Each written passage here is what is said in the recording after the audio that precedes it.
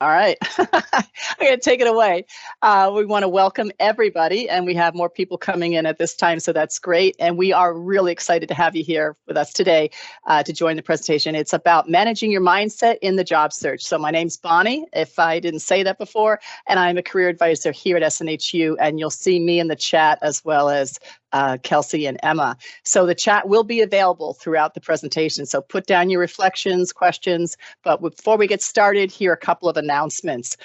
This session is being recorded. So there really, as I mentioned before, is no obligation to have your camera on or use the chat to participate. But you can turn on captions for this session by selecting the More button at the top of your Teams screen and selecting Turn on Live Captions from the drop-down menu. So your microphone will be muted today. That's just to reduce the background noise, and the chat box will be available throughout the session. So we do encourage you, as I said, to share your questions and reflections. So we ask that you be kind and refrain from using any inappropriate language or sharing any offensive content. As you know, we're all here to learn and engage with this community, so we do appreciate your cooperation. So please, no photographs, screenshots, or recording anyone in attendance. And presentation slides may contain these clickable links. So for those viewing this presentation on a mobile device, we will include the links in the chat as well so that you can retrieve them at the end so you won't be taken out of the session. You will see that Teams offers helpful presentation options like changing the written language of the slides and the opportunity to move at your own pace throughout the slides. But if you do move the slides and wish to get back and panic, there's this little thing at the bottom that says sync to presenter, and just know that this will not have any impact on anyone else's viewing experience. And as I mentioned before, there will be a Q&A session at the end. So if you have specific questions, hold those for the presenters and we will cover them at the time. So access and accommodations, I'd just like to take a moment to review this information. You know that your experience here at Southern New Hampshire University is important to us. We've said this throughout every presentation we've been in, and you are the most important thing to us. So it's our policy and practice to create an inclusive and accessible learning environment. So if there are any aspects of this presentation's design or delivery that do present barriers to accessibility, please notify the appropriate departments. So for online students, you can contact the Online Accessibility Center by emailing oac@snhu.edu or by phone at 866-305-9430. For campus students, please contact the Campus Accessibility Center by emailing cac@snhu.edu or by phone at 603-644-3118. And for staff and faculty, please contact the Human Resources Office by email at hr@snhu.edu. All right, so now it's time. I'm thrilled to present our two presenters, and we're going to start with Jen Vincent. She started her career at SNHU in career services 7 years ago. So her professional experience includes a total of 15 years in career advising and student services in higher education. So she works remotely from Fort Lauderdale, Florida, and she earned her Bachelor's of Science in Marketing with a minor in advertising as well as a master's in business administration. Jen truly enjoys showing up for work every day, and she wants her students to have that same opportunity. Next is Kelly Gilliard. She is a career advisor here at Southern New Hampshire University, and she holds a bachelor's degree in psychology and a master's in college student development. She has over 8 years of experience in career services field, and she currently works remotely from North Carolina. She has a passion for mindfulness, reflection, and personal growth, and she enjoys sharing these topics with others. So without further ado, I'm going to pass the virtual mic over to Kelly. All right, awesome. Thank you so much, Bonnie. So we just wanted to give you a little more background as we get started, a little more background on our topic today. So managing your mindset during the job search. Your mindset plays a big part in working through challenges and reaching your accomplishments. The same goes for your job search. We know a job search can be tough to navigate with its own set of setbacks and wins. Today, we will cover tips and insights on managing your mindset during the job search. From being open to trying something new to letting things go that no longer serve you. This is your moment to reflect and grow. We are not licensed mental health counselors. We are professional career advisors, highlighting the ties between your mindset and your career search. The information for this presentation today is pulled from online resources, our own experiences, and learner feedback. And I will pass it over to Jen. Thanks, Kelly. So some of the things that we will cover today is first, we're going to start off with perseverance and resiliency, followed by growth mindset, then on to confidence, focus, and then we'll wrap up with attitude and perspective. First, we'd like to cover the power of persistence and resiliency during the job search process. So, what is perseverance? Perseverance can be defined as persistence in doing something despite difficulty or delay in achieving success, whereas resiliency is the ability to adapt successfully in the face of adversity. So I like to think of resiliency as being more about the mindset, whereas perseverance is the actual act of keeping going. We understand that in a post-COVID world, the job search can take longer than expected and can be mentally taxing on the body and the mind. So let's go over a couple of quick tips and strategies to help set you up for success. So one way to do so is to accomplish a task and celebrate those wins. It's easy to focus on the negatives, such as not landing that job you really wanted. Instead, try focusing on the small wins. So be proud of yourself for killing it on the phone interview, or getting that new LinkedIn connection that you've been waiting weeks for, or obtaining a certification in your field. Another tip, which is small but also very important, is to be intentional and schedule your breaks. We had an advisor who was working with a student on a paper and was facing a bit of a writer's block. That advisor suggested to her taking a break or doing something that she enjoys. The learner then shared that she actually hadn't exercised in a while and she was able to squeeze in a quick workout that night. The next day, she shared with the advisor that it did work and she was able to complete her assignment in on time. Something so small, I know, can have an actual meaningful impact on how we process and deal with our day. Another way to have a meaningful impact is try learning a new hobby, doing something with your hands, or just be creative. Essentially, you want to use this time to not focus on job searching. Do something for pleasure at least once a week, because everyone needs that outlet. Sometimes getting those creative juices flowing will spark an idea. So now that we have you all pumped up after taking a break, we need to set boundaries and schedule job search hours on your calendar.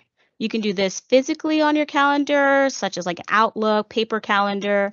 And I know a lot of times people will tell you that searching for a job is like a full-time job. You should be doing it from 8 to 5, but actually would challenge that idea. I would actually recommend setting it up for 4-hour time blocks instead, just to prevent burnout. Another tip is to schedule it around the times you will have the most energy. So if you're an early bird, set it for the early hours, morning hours, and the same thing goes if you're a night owl as well. Last, have a solid morning routine in place because you definitely don't want to start off the day at a deficit. So try to incorporate some healthy habits, such as, of course, getting the proper amount of sleep. Try meditation in the morning or deep breathing exercises. Actually do some physical exercises like going for a walk or heading to the gym, sip on your favorite tea or coffee. And my personal favorite is to listen to something positive, such as a YouTube channel or a podcast. Some of Kelly and I favorite podcasts are Barb Knows Best, Jay Shetty, Lewis Howes, which we've actually included those links in the resources page for you guys.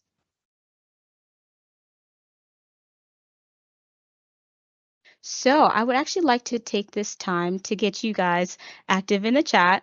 I would love to hear your responses and how do you celebrate an accomplishment? Go ahead and drop that in the chats.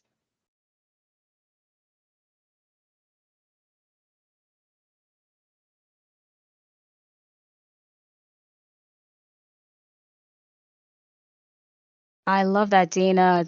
Celebrate with your family and friends. Who doesn't? I love that too. Tamika, I love that. Dance breaks. I often take dance breaks myself too. So I'm a Taurus and I'm a huge foodie and Brunch is like my favorite thing to do. I don't even need a reason to celebrate. I just go to brunch anyway. Treat yourself to something special. Ooh, I love that. A brag board at work? I might need to tell my boss to do the same. These are all great ideas. Thank you, guys. I'm going to pass it back to Kelly. All right, awesome. So now we are going to move on to our next area that we want to focus on, growth mindset. So we thought it would be helpful first to provide a definition of what growth mindset is. So what is growth mindset? Individuals who believe their talents can be developed through hard work, good strategies, and input from others have a growth mindset. They tend to achieve more than those with a more fixed mindset. Someone with a fixed mindset is someone who believes their talents are innate gifts. Basically, this means being open to other perspectives or trying things out, believing you can grow in areas of life and that you're not stuck. This leans into this quote that we both really like. Who you are today does not define who you can be tomorrow. So we wanted to break it down into ways that we can practice growth mindset. So 3 different categories. The first one is personal reflection. Let's use an interview as an example. If you had an interview, whether you know the outcome or not, it can be good to reflect on that experience and ask yourself some questions like, what can I take from this experience? What did I do well? What could I do differently next time? Again, really focusing in on that self-reflection piece. However, there are times that we obviously feel emotions or we may get upset about something. So I do want to bring up that it's okay to sit with that emotion for a little bit. From one of my favorite podcasts that we also listed or will list, when you honor your feelings, they start to move through you.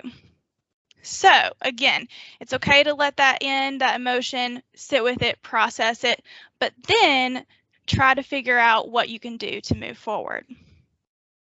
Another category we want to focus on in the way that you can practice growth mindset is gaining assistance from others. So when we think about how this ties into the job search, this can come into play in the aspect of being open to assistance or maybe even being open to adjusting your job search process if you feel like it hasn't been working out for you. So let's say that you get stuck or feel like maybe your approach is not working. You could try reaching out to a career advisor.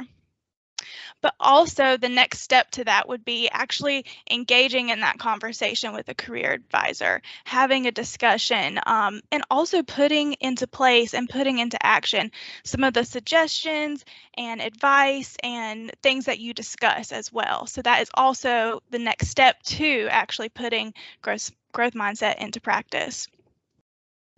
Now, I want to give you another example. So going back to interviewing as an example. Someone with a growth mindset may say, practicing interviewing skills could really enhance my chances and instill more confidence in my answers.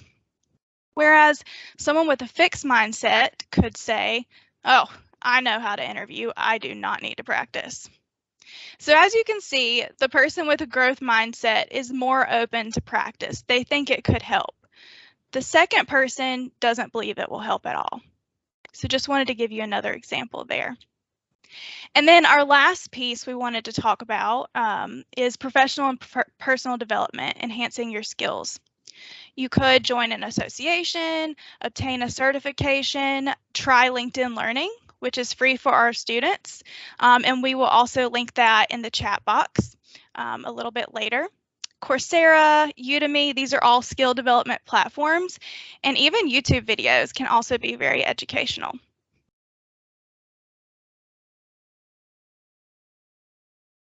So far, we've covered some practical tips, and all these actions are necessary, right?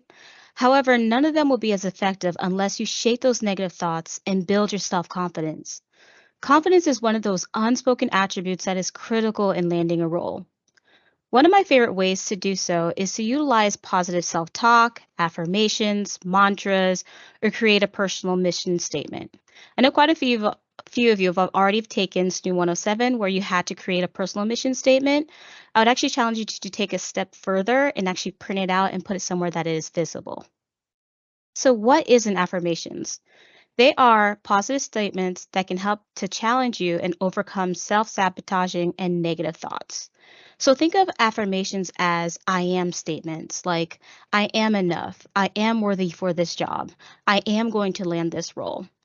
In the next slide, I'm actually going to share a couple examples that are career specific. Another way to boost self-confidence is surround yourself with positive people. Seek a group of like-minded individuals who are mutually supportive, that they're positive, and generally just make you feel good about yourself. This will be your crew that you can bounce off ideas with, potentially share job leads, and commiserate with or vent. Remember that the job search process is not a sprint, but a marathon. It is completely common for you to lose confidence when things are just not going your way.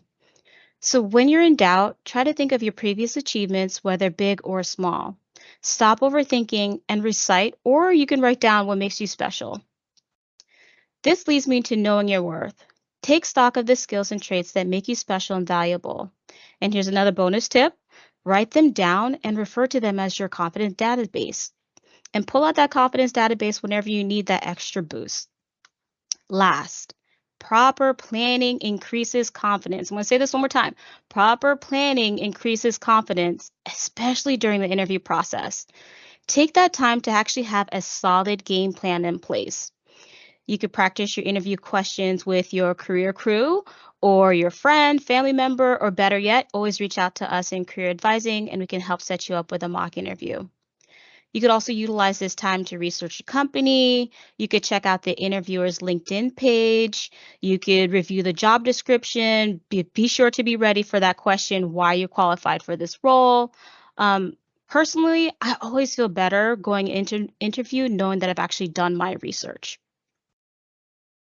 So we're going to ask for your participation again and drop in the chat box, what are some of your favorite affirmations? And while we're waiting for your responses, I'm going to go ahead and read to you a few of career-specific affirmations that you guys can utilize. The first one is, I am ready for this next step in my career and excited to learn as much as possible. I have unique gifts and talents that are a perfect match for my new job position. My energy will attract the right career opportunity for me. And last, I have the skills needed to excel in this role and I am the ideal candidate. Let's go ahead and take a look at the chat. Ooh, you can do hard things. I love Brene Brown, especially through the Wilderness book, one of my favorites. You're coming in hot. I love it. Breathe deep and know that you're ready for this opportunity. Love that one. I didn't come this far just to come this far. Oh, another good one. These are all great. I might have to steal them. Back on over to Kelly. All right, thanks, Jen. Yeah, awesome seeing all those in the chat. Thank you all so much for participating in those. Our next area is focus. So, do you have a focus in your job search? Now, when we talk about focus in this scenario, we are not speaking to your attention span or how long you can focus on a task, but rather thinking about, have you evaluated what you really want in a job, career, company in order to give yourself a better game plan? Or have you been applying for all kinds of jobs left and right, in turn just draining your energy and time? What we will find sometimes is people applying to, let's say, 100 jobs, for example, with no real target job and the same resume. And though we can say that it's good to not put all your eggs in one basket, we do want to also highlight how having a focus in your job search can be beneficial to you and to the employer. When assessing what you want in a job or a career and what to apply to, here are a few things to consider. What roles am I targeting? Do they make sense for my qualifications? Taking a career assessment or talking through your goals with a career advisor can sometimes be a great first step to discovering your goals. We'll also link a career assessment in the chat as well today. Evaluate your job application materials, such as your resume, your cover letter. The more specific those are to the job you're applying to, the easier it is for the employer to pick up on that in reviewing your documents. Again, going back to focusing on a quality versus quantity approach can be helpful. And then also know what you're applying to. Really research the company. Targeting your top 5 companies can be something you can do to start, focusing in on what types of places you want to work for. You could also find industry professionals and speak with them about their company or their industry, and that really helps you to get that insider information. And then last but definitely not least, when you are trying to figure out your focus and what you really want, it can be good to also write down on a piece of paper what gives you energy and what drains your energy in work scenarios. Another quote from one of my favorite podcasts, when searching for clarity, it can be good to get those thoughts on paper. And there's actually research as well that shows we can attain our goals better and remember things better when we're writing them on paper as well. Back to Jen. Thank you, Kelly. So we're going to wrap up with attitude and perspective. Your education, your skills, and your experience are all so important, right? But so is your attitude. Having a positive attitude during the job search process can help with managing that stress, those rejection letters, and any negative situations. Positive thinking and seeing the bright side of things vastly improves your chances of finding that new job or advancing in your career. So let's put things into perspective here. Just think about it. Would you rather work with someone who is upbeat and motivated or someone who is constantly complaining about whatever thing or blaming others for their problems? It's a no-brainer, right? Do you guys want to let you know that energy carries through in how you job search, how you interview, and how you network? Another way to set a great attitude is to visualize the job you want. Envision having that awesome boss, those supportive colleagues, or short commute or no commute by working at home, achieving that work-life balance, or whatever your dream job may look like. I want you guys to replay that movie in your head right before going into that interview. Next, this might be a little tough one, but take responsibility. At any moment, your attitude could be that of a victim or that of a creator. The first step into shifting from victim mode to creator mode is to take responsibility. Remember, you always have the power to create your dream job. I'd like to share this one story with you guys. I was working with a student who was having a really tough time getting ghosted by companies and getting those rejection letters, and she kind of adopted the why me mentality. So I had to have that tough conversation with her about not taking things personally and learning to let go of things within her control. One day she actually decided to physically rip up her job applications log to symbolically release the hold of control. She actually literally calls me a couple hours later to let me know that she had 2 interviews lined up. And one of them actually led to a job offer. And not just any job offer, but the job of her dreams. She is now currently working as a director of wellness at an assisted living facility. One thing that she was actually really good at was being proactive by staying engaged. I know we all breathe a sigh of relief once we hit that submit button on an application. But again, I would like to challenge you at this time to not just to wait for the recruiter to call you back. Take this time to research a company like Kelly has suggested. You can do so by reviewing their About Us section, seeing what they're doing in the community. You could research their company culture. You could also take this time to practice interview questions or connect with the professionals who are already working at that company. So essentially what I'm trying to tell you to do here is to stay focused on your own efforts and the things that you can control. Last, which is also my personal favorite, is to remember the reason why you are job searching. Sometimes we get lost in the sauce when we're job searching and trying to get as many numbers as we can in. But I would like for you to remember, why do you exactly want this job? Is it for financial reasons, providing for your family, getting that job promotion? I would sometimes tell my students to visualize their reason right before an interview to give themselves that extra boost. So for me, what I've done in the past was to take a picture of my husband and son out and just look at it right before an interview to get into the right attitude. Whatever your reason may be sure to keep the end goal in mind. And I'm going to pass it back to Kelly to close us out. All right, I love all of that. And now we have one last closing chat box question that we want to ask you. So what is one thing you heard today that you would like to implement into your job search routine?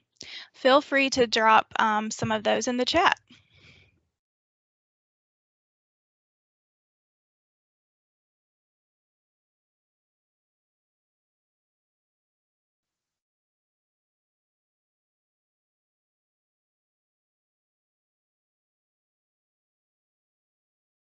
Okay, see a few coming in.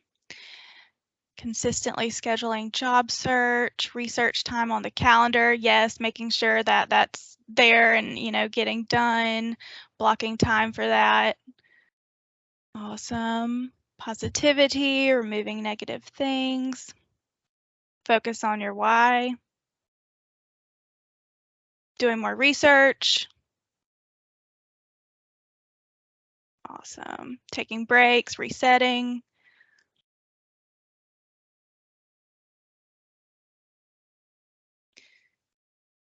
Yes, Cassandra. The question was, what is one thing you heard today that you would like to implement into your job search routine?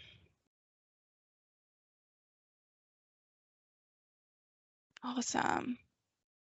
Yeah, so a lot of growth mindset things mentioned in the comments and positive ways of looking at the job search as well, some different ideas that you can take and utilize. Maybe some of the things we mentioned today are things that you already do. Maybe some of them are things you haven't thought about before. So I love seeing all these in the chat. Okay, I will pass it over to Bonnie. Okay, awesome. I mean, thank you, Jen and Kelly. Just felt so relaxed. And you know what? From everybody in the chat box, I am so inspired. I'm pumped up for the rest of the day. So thank you for that. And a common theme that I heard was time, taking time out to research, taking time out to make sure that I am there for myself and to get that shift, or taking time to do those affirmations. So, and again, people are like, I'm going to schedule time. So we are the master of our agenda, and I know that I put me last a lot of times. So I think we need to put ourselves first so we can be our best for ourselves and others. So great points in there. And I always learn something new. So thank you for that. So I'm going to put in the chat box all of these lovely references and resources. But when I do that, I'm going to just move us along to the Q&A section right now. So we have 15 minutes of questions that we can take if you want to put those in the chat box, and we'll be monitoring that, and we'll have our presenters be answering that. But just to kind of kick off on stuff, I know there was one thing that was mentioned. I didn't get a chance to respond to Vic's comment about managing his mindset sometimes deals with required experience and whether or not my spin on my experience is acceptable to the employer. Also gaining required experience. Any comments? So manage my mindset sometimes deals with required experience and whether or not my experience is acceptable. So any comments on that one? I could start off. So when you are going in an interview and you feel like you're lacking experience, this is the time where I would say to review the job description and go over the transferable skills that you have done in the past that will play well into that role. So focus on the communication, the technology piece. These are the things that you can speak to that applies generally for any industry. So focus on the transferable skills and not necessarily the hard skills. And if you don't have that, then go ahead and go to like Udemy, LinkedIn Learning to make sure that you're prepared for those questions.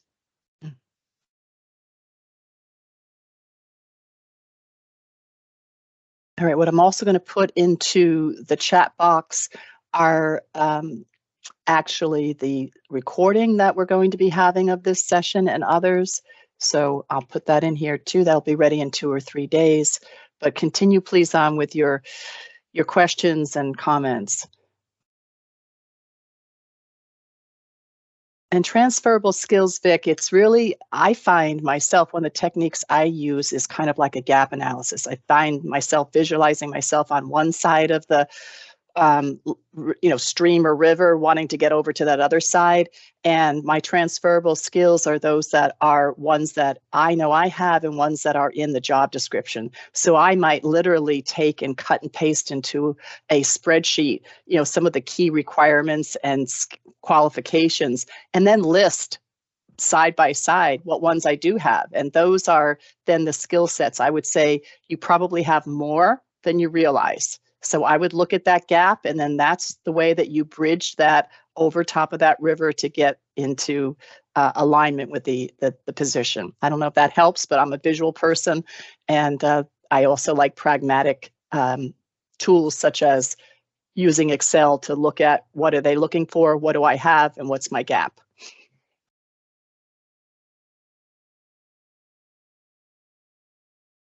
All right, you ladies can see in the chat, we have some additional, there are links to the recording. I just grabbed that below.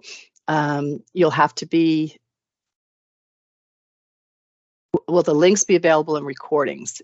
Yes, okay.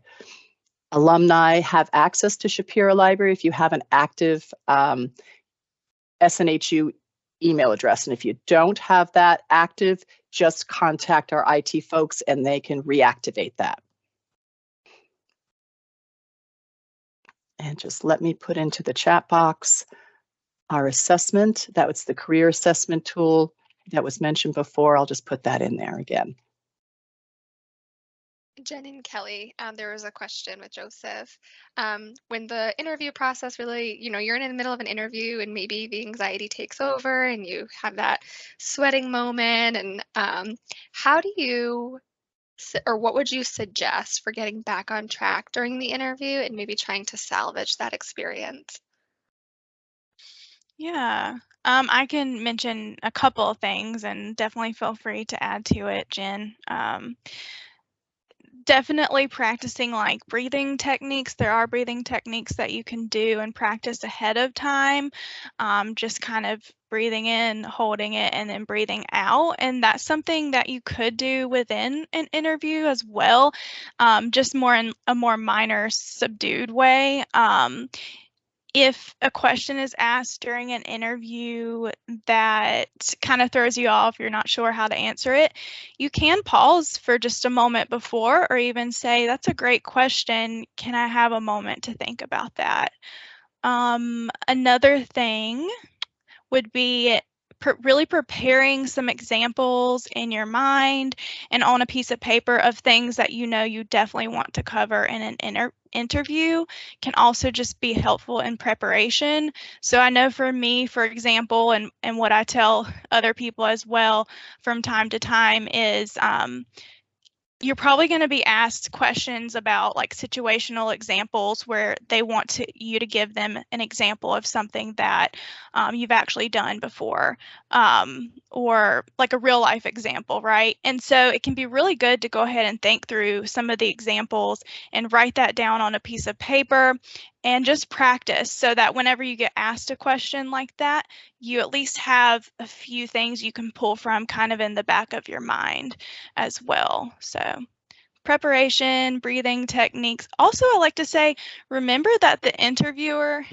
is just a person like you are also just a person, right? And I know that it can be nerve-wracking for sure.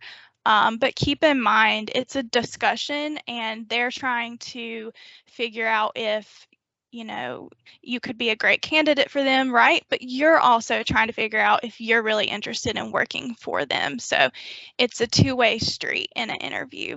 I hope that helps some. And if anyone else has anything else, please feel free to add.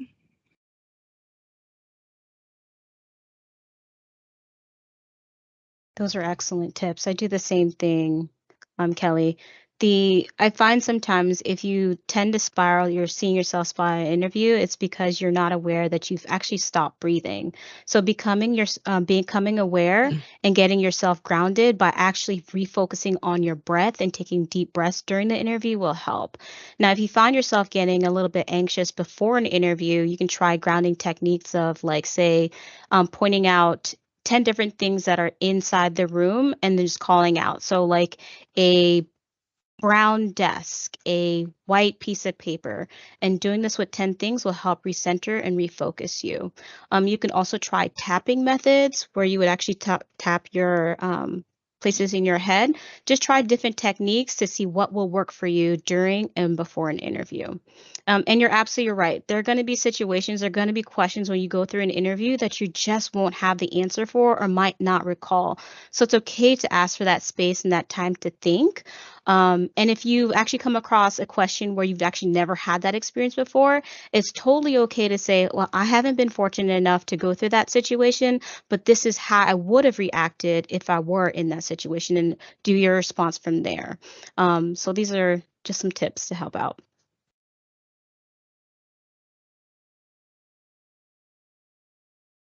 Okay. And any attendees that feel like they have questions that are too large to write, just know that unfortunately we don't have access for attendees to have the microphones. So if you want to reach, we can reach out to you after the session if that works for you. So we'll make a note of that. Okay. Any other questions or comments? To add on to what Bonnie's saying too, if you do want to have a more one-on-one type chat, of course, you can definitely reach out to our career services and schedule that one-on-one, phone call with a career advisor as well. Definitely.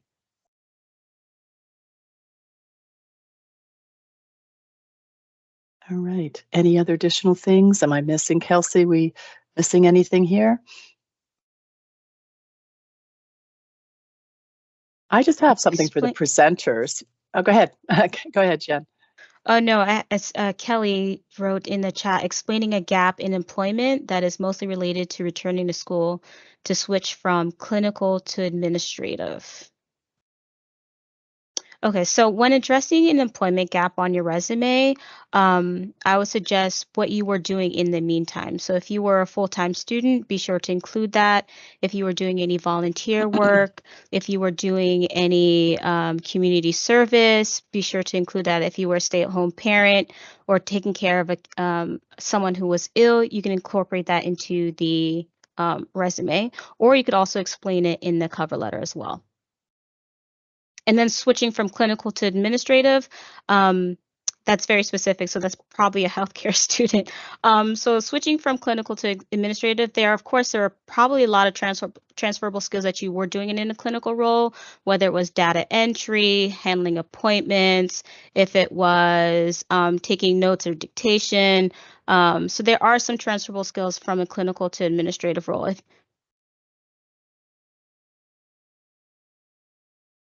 Sorry, Bonnie, what were you saying? No, I was just thinking, sometimes what we learn best from are our mistakes, and we're all fearful about things. And I know that in my head, I make things bigger than sometimes what they are. So I have to go back to the breathing, right? And just go back to the reality of stuff and stop really playing that scene out in my head because it's not reality. Are there any times that you can share where there was something that was that you really struggled with or was seen as a failure and how you kind of overcame it or learned from it?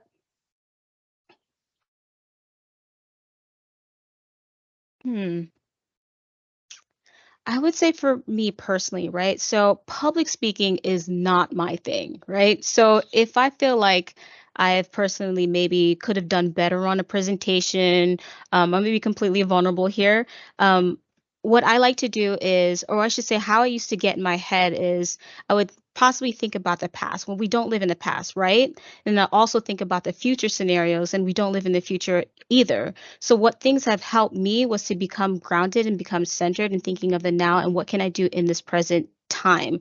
So the overthinking, we have to learn how to override that. And some of the techniques that work for me, again, with the deep breathing exercises, meditating before a presentation, has helped me to navigate those things. So nothing is really ever a failure, but I like to think of it as a positive side and think of things of how I could do better in the next time. So nothing is really a failure for me. Right. Yeah, I got asked that once in an interview. What was your biggest failure? And I had the same approach. It was like, things aren't failure, they're learning opportunities for me. Right. And so to your point about a lot of folks writing in here about, I have to take time to do these things, take time for me. I had to take time to breathe during that interview. And I was having a dialogue with myself about, well, I don't see them as failures. How do I explain that to them? And then, I have to list one. So think about what one was a failure. And it felt like it was like 5 minutes went by, but it wasn't. It was probably like 30 seconds. But I had to remember to just relax into it. And then give that affirmation of, you can do this, you can pull up something, let's get to it. And then I was able to open my mind to say, oh yeah, 10 years ago, there was a situation and here it was. So I used the situation. What was my role and task in it? What was the activity I did and what was the result? So STAR method is something that we do help train folks in if you're interested in the interviewing help and assistance with career.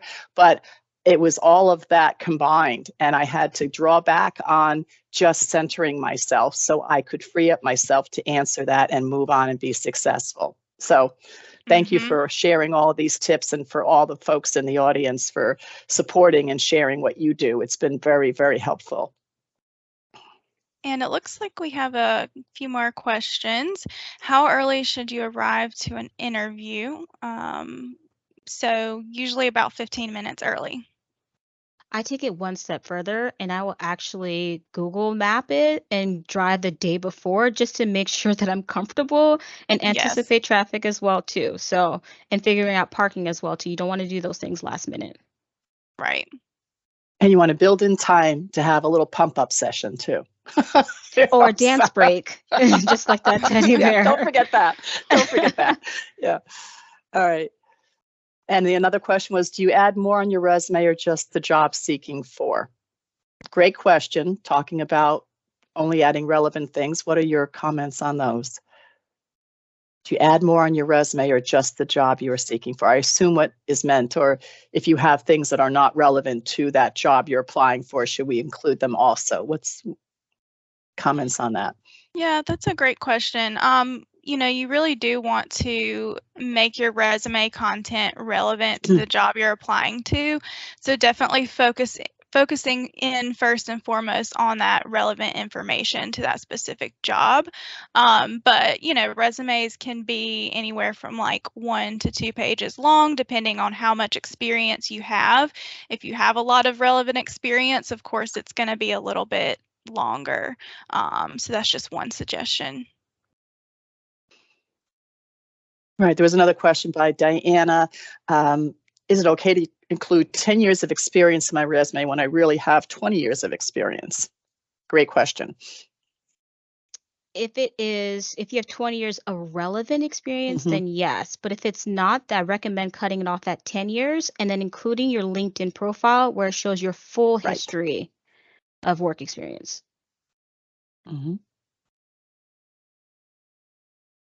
Definitely. Good question. It always needs to be relatable. Everything is general. So, and then if you have additional questions or things that you felt that you'd like to more comfortably address offline, please reach out to our career department, and anyone here in our career team can definitely assist. All right.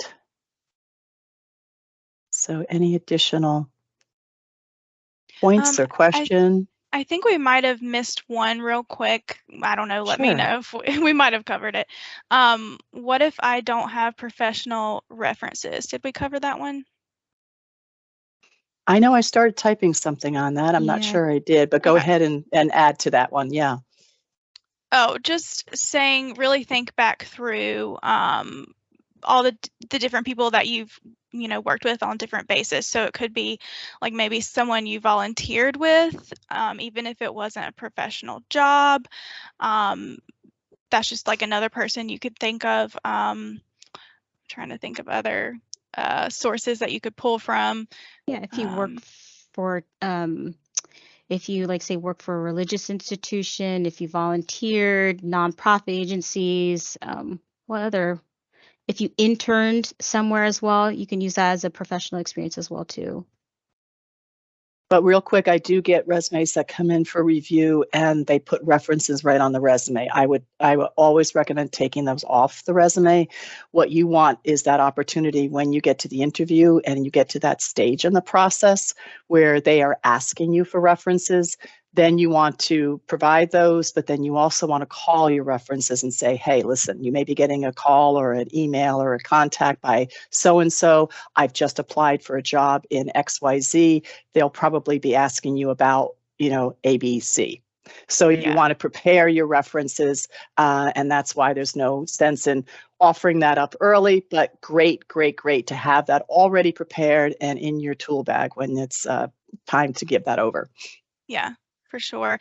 And Julia also mentioned professors. So if you have, a relationship with your professor as well, that could also be someone you could ask if they feel comfortable being a reference for you as well. So yeah, great recommendation too there. Yeah, and on the professors too, Kelly, just quick before you move on, is that if you don't have the email for your professors or whatever else, you can always go back to your academic advisor and ask them. Okay. Mm-hmm. Go ahead. True. Sorry. Go ahead. No, you're good. You're good. So we are a little bit over time now, so we will wrap it up now. Again, if you ever do want to continue the conversation or have questions, feel free to reach out and I'll let Bonnie wrap up. All right. So you see here the handshake. I'll put that also in the chat box here.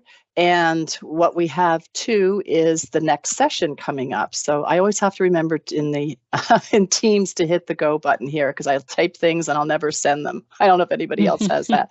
But our next session coming up is at 2:00, and that is The World is Your Oyster, regardless of your choice of major. So let me just put that into the chat box too, and you can get into that. That will start at 2:00, and then just please know that all of these will be recorded and you will have that link and then it'll be available in 2 or 3 days. Okay, business days. So I just want to make that. So I'm just so thrilled that everybody had a chance to participate. And again, reach out to Career Services if you have anything. Our services are free to alumni and students. They're lifetime. Just check us out and we can definitely be of assistance. And it was wonderful having you here with us today. Thank you guys. You guys have been wonderful. Love your affirmations. Bye. Thank you.